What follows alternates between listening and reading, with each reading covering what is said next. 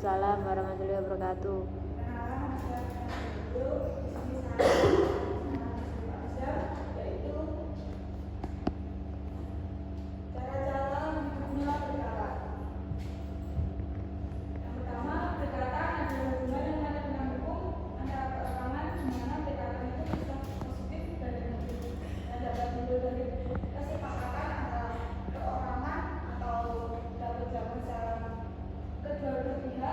Undang-undang maupun dalam larangan hukum yang dimana mereka saling berkaitan antara hak dan kewajibannya. Cara-cara yang berkaitan yaitu yang pertama adanya berkaitan dari persetujuan, yaitu terjadi ketika pihak sepakat untuk meminta dirinya dalam suatu perjanjian. Kemudian berkaitan dari undang-undang, adanya ketentuan hukum.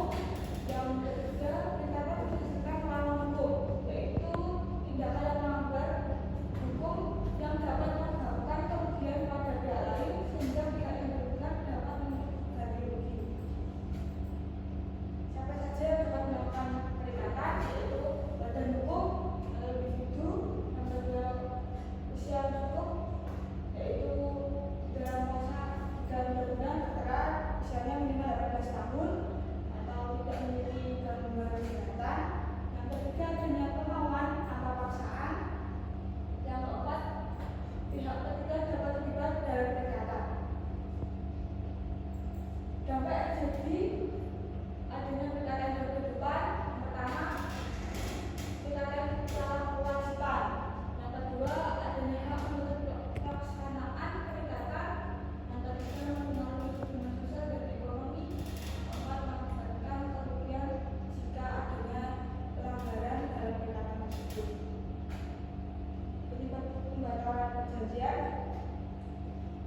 Pertama, pembatalan dapat terjadi jika tidak memenuhi syarat sah. Yang kedua, penyalahgunaan keadaan, memanfaatkan posisi yang lebih kuat untuk menjerat pihak lain menjadi tidak dibatalkan. Yang ketiga, hilangnya barang.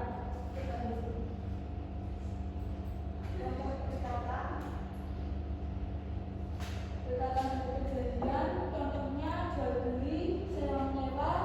Jika dalam undang-undang ada yaitu misalnya anak untuk usia orang tua yang sudah bekerja, bagaimana diatur dalam 331 KUA Perdata.